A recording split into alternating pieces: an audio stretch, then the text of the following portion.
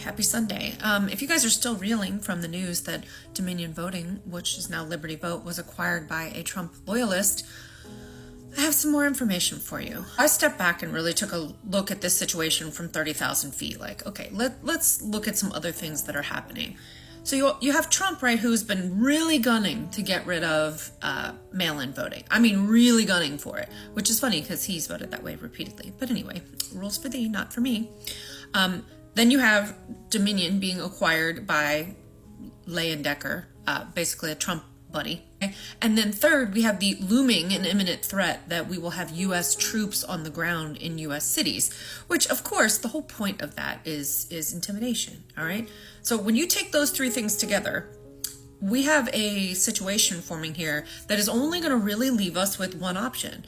Now, what I'm going to say is it's not legal advice. Just telling you this is what I'm going to do based on extensive research that I have done. This is how I'm going to react to what's happening currently. Explain my reasoning. When you vote in person, right, if you're doing it, whether it's like a paper ballot or it's an electronic ballot, regardless, whatever machine it goes through, but I'm principally concerned with these Dominion ones, now Liberty Vote, there's no way for you to prove who you voted for. Nothing, right? It's not like you get a receipt like, I voted for this person. That would be so great. There is a state that's doing that. I'll circle back to that. And hopefully that becomes widespread in the future, regardless. So there's no way to prove, right, who you voted for. I mean, they may recount the votes in an audit, but proving what? Prove who did you vote for? There's no way for you to prove that. You're not allowed to take a picture, right? Like when you're voting, like, oh, this is who I'm voting for. You're not allowed to do that inside the voting booth. You will not believe this little fact I'm getting ready to drop on you. So then I started thinking, okay, well, then the only way to get around this is mail-in voting. That's the only way, because you can fill out your ballot and you can take a picture of it inside your house, okay, before you go drop it off. And please note that taking a picture of it, okay, this comes to the whole legal thing. You have to go look up, because if you can believe this, there are laws on the books that say that you're not allowed to take a picture of your own goddamn ballot. What? Yeah, it's crazy. And certainly you are not allowed to take a picture of it and share it online. Like, that is a felony in some states. Rules have been on the books for a very long time, so it's not new, but I'm just saying I was shocked to find out that was actually a felony in some. Anyway, so what I'm going to do is I'm going to request my mail-in ballot. All right, you just go to vote.org and you're going to be looking for the Get Absentee Vote tool. Okay, so order that.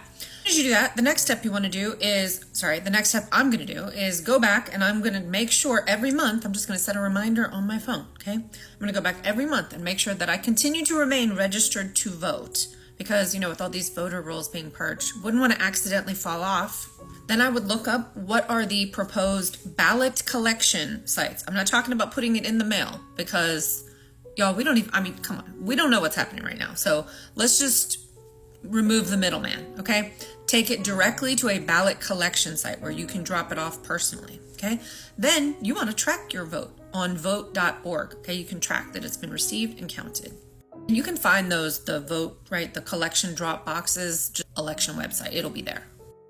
And make sure to drop it off a few days in advance, okay? Don't wait till the last minute, because you're going to be sitting in a line all the way out. Now, there are some places in Colorado and Idaho that have, it's called like a ballot scanner tool, where you basically get like a unique identifier, like a number, and you can scan that number and it will tell you this person voted for this. The only person that can see it is you. But I feel like we should have that nationwide. Like, I feel like that should be legislation that gets pushed for. But let us deal with that in the future. If you made it this far in the video, don't forget to leave the secret words. I will be voting by mail in the comments section, and like, repost, and follow for updates.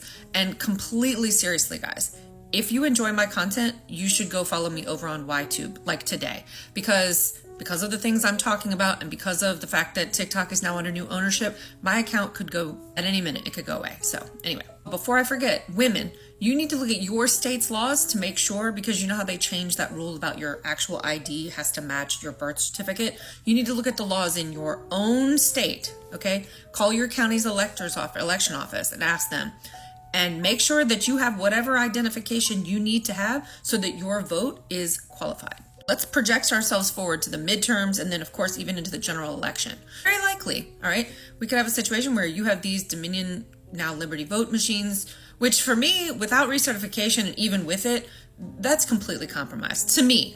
I don't trust the results of the last election, but regardless, maybe we should have stormed the Capitol.